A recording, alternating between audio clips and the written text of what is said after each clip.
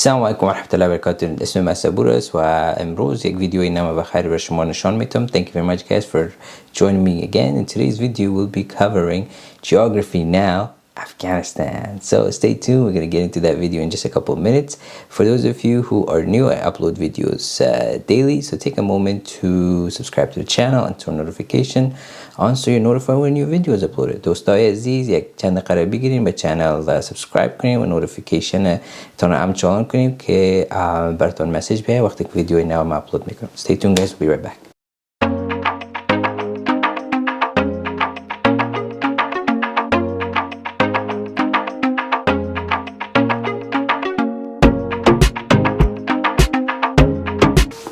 Thank you very much guys for coming back. Let's get into the video.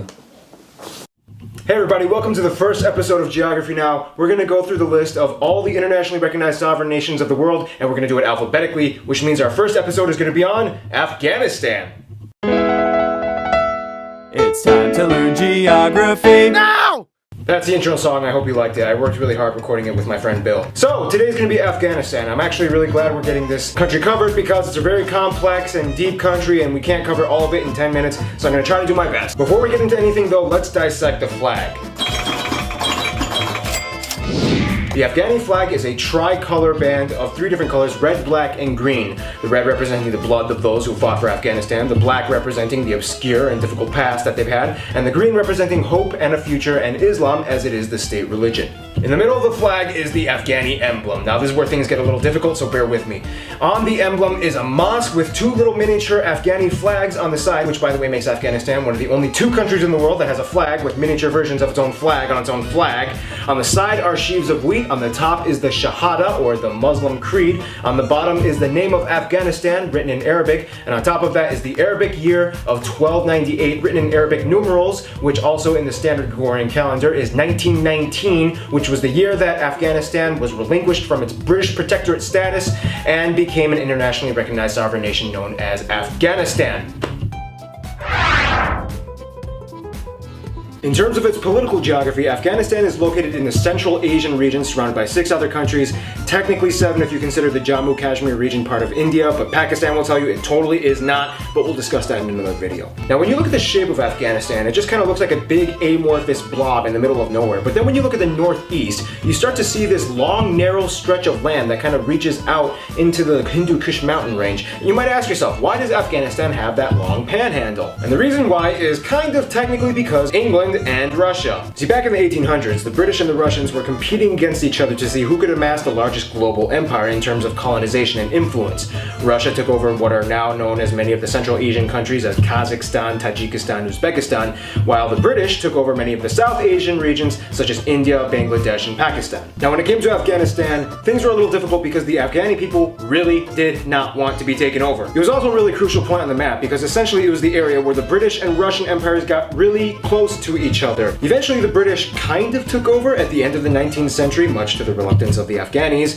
However, they still had to distinguish the borders between Afghanistan and the rest of the other nations in the empire. When it came to Pakistan, or back then British India, the British decided to use the Durand Line, and then when it came to the Russian Empire, they decided to use the Panj and Palmyr rivers. Now the thing is, when both the empires drew these lines, they technically didn't touch each other in the northeast and left a huge, long, narrow buffer zone, which is now today known as the Wakhan Corridor. By default, it was given to Afghanistan, and to this day the Wakhan Corridor plays a very crucial role in Afghanistan's geography because for a very, very small 20 or so mile border at the very end of the Wakhan Corridor is a border with China. Now I know 20 miles doesn't really sound like much, but in the world of geopolitical analytics, that can be a very important thing.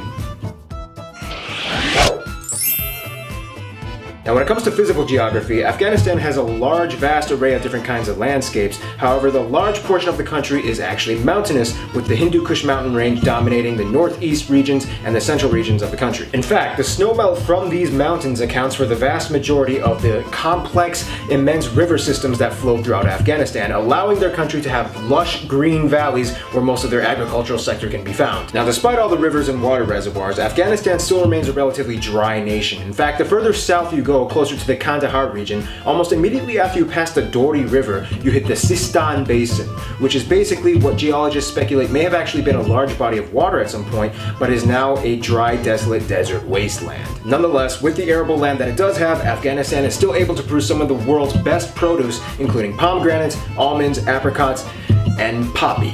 That's right, for the past few hundred years, Afghanistan has been a leading nation in opium production. In terms of its demographics, Afghanistan has just about 31 million people, or roughly a little bit smaller than the size of Canada. The slight majority of these people identify as ethnically Pashtun, or people from the Pashtun tribe. They speak the Pashtun language known as Pashto. Now there are some other ethnic minorities like Uzbeks and Tajiks and Hazaras. However, the interesting thing is that the majority of the people, about 85%, including the Pashtuns, speak Dari. Dari is actually a dialect of the Persian language Farsi. So that means someone who speaks Dari can actually interchangeably travel between Afghanistan and Iran without really having any trouble being understood. Interesting side note, there is one last living Jew living in all of Afghanistan. I'm not even joking. His name is Zablon Simintov. He lives in Kabul. He used to own a restaurant, and he maintains the last synagogue in all of Afghanistan. The locals there know him just as that one Jew guy, and they're cool with him. They're just like, hey Zablon. Which brings us to our final segment, the friend zone. Afghanistan has a very interesting way in how it interacts with other countries. Now, because of the whole language thing, Afghanis and Iranians have typically kind of had somewhat of a cultural similarity and resonance with each other. However, they also have had some controversy.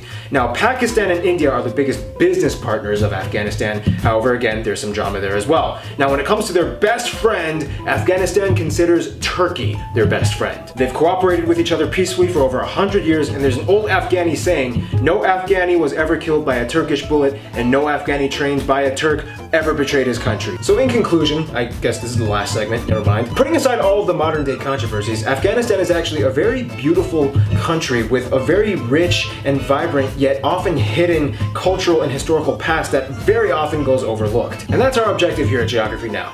We want to shine light on the obscure and put on display the often neglected yet fascinating attributes of every region of the world. We hope you did you justice. Stay tuned. Albania's coming.